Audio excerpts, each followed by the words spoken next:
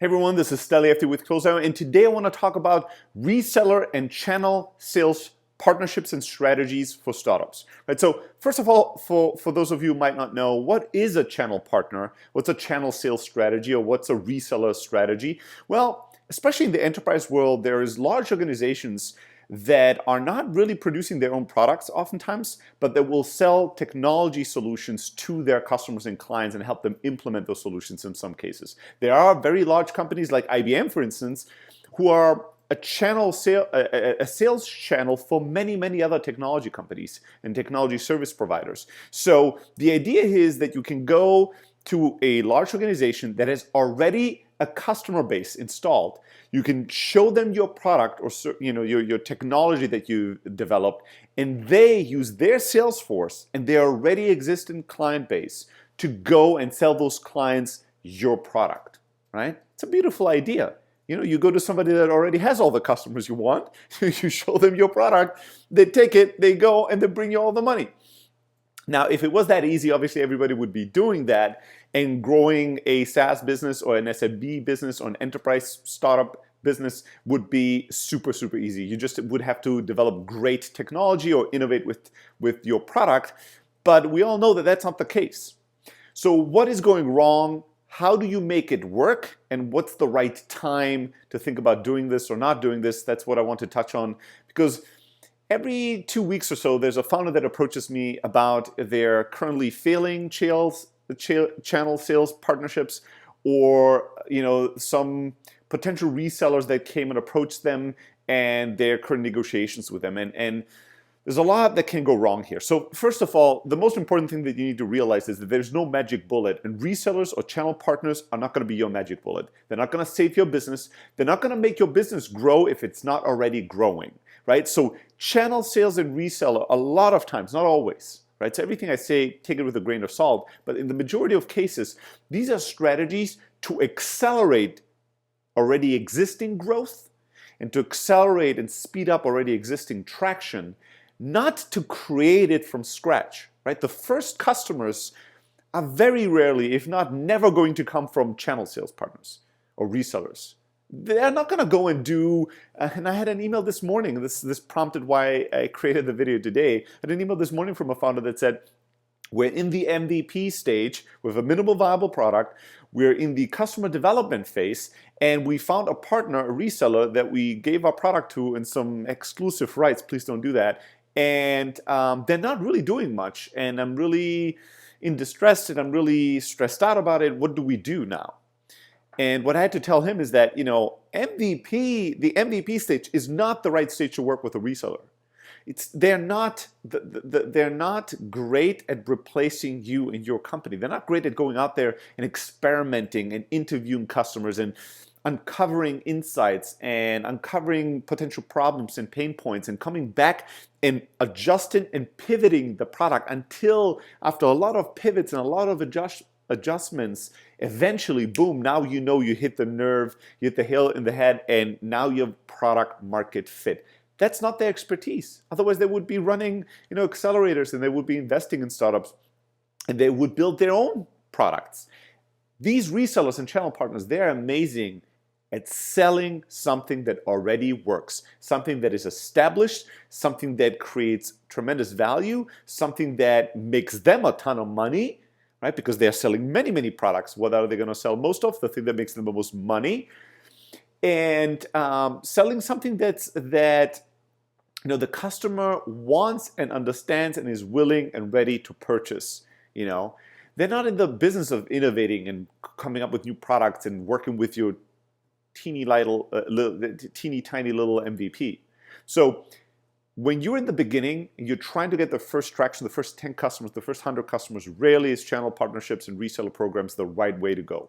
These relationships are not going to really get you there because they're not set up to do that. They're not good at that.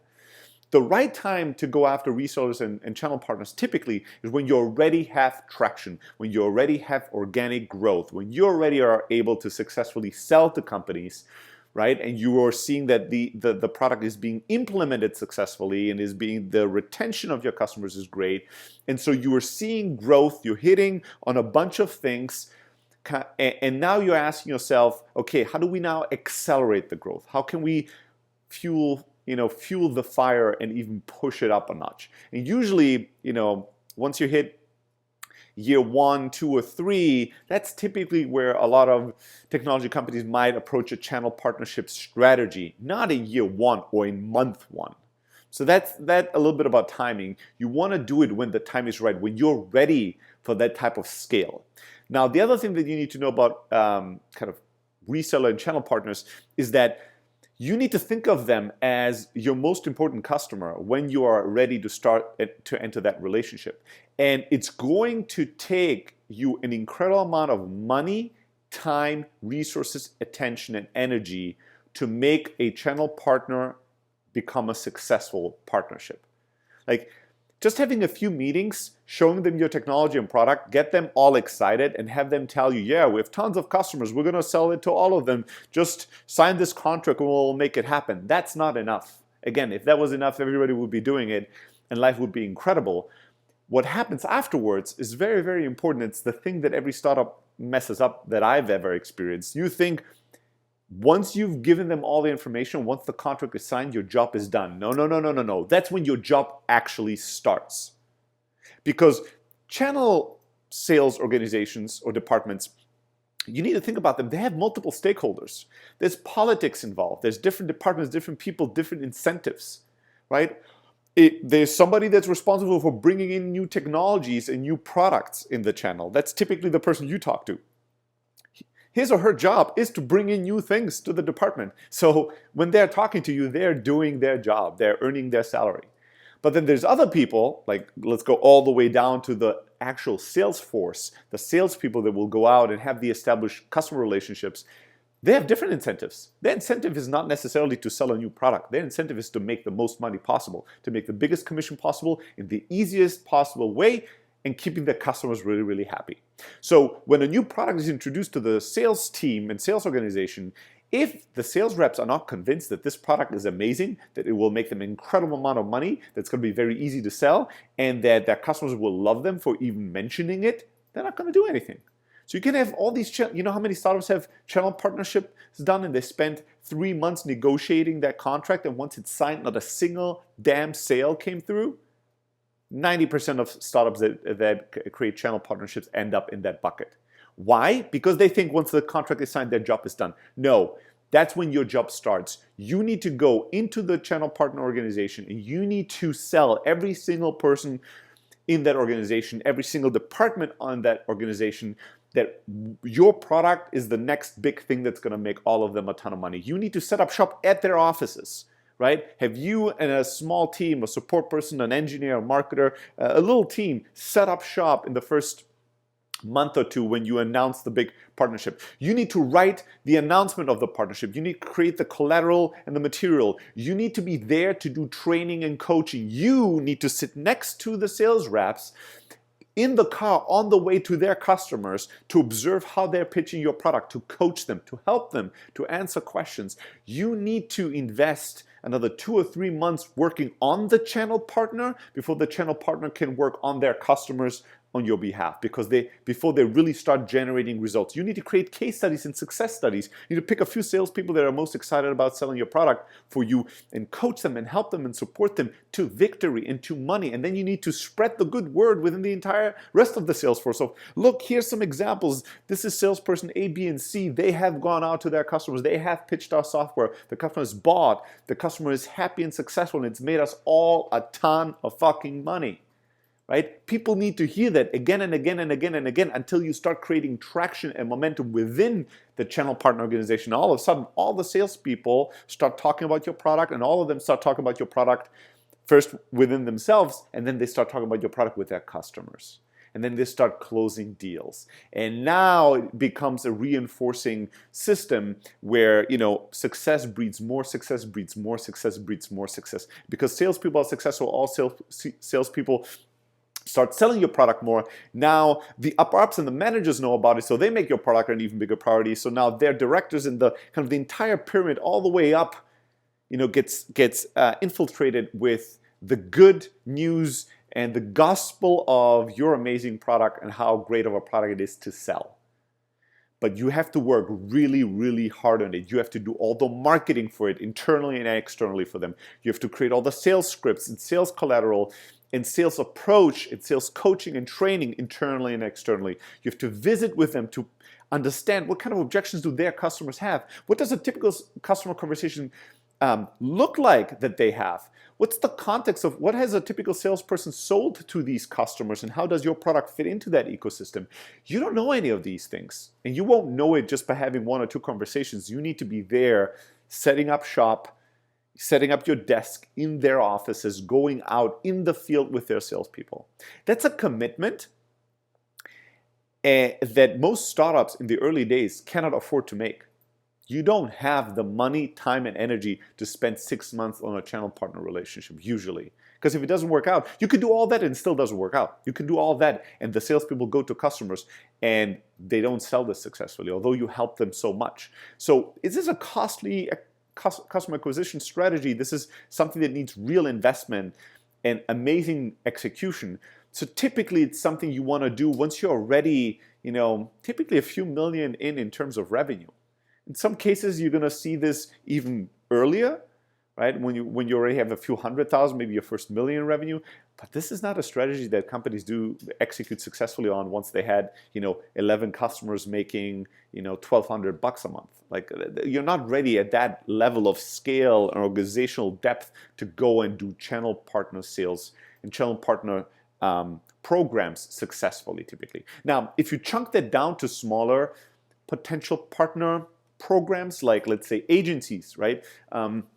There's many mid-sized small agencies or consultants even that have, they're a 3-person shop, a 5-person shop, a 10-person shop. They have maybe 100 customers or clients that they take care of.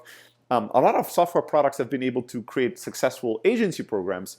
Again, this will take a lot of time, a lot of energy, a lot of marketing. It's not going to be as slow as these massive channel partners, like let's say an IBM or an Accenture or something like that. So they're going to typically or usually they should move forward faster, but it's still a massive commitment. It's still not step number 1 for traction. It's still something that typically comes, 6, 9, 12 months in, maybe in year 2, something where you already have content marketing working for you, you do outbound sales that's working for you, inbound sales that's working for you, you do some paid ads, you have a bunch of channels that generate revenue, and then boom, you're ready for that next level, right? And you invest a year or so to set up these partnership growth channels, and then it takes another 1 or 2 years for you to really see the return, and it can really make all the difference in scaling your business and hitting these, the 30 million, the 50 million, the 100 million revenue run rates.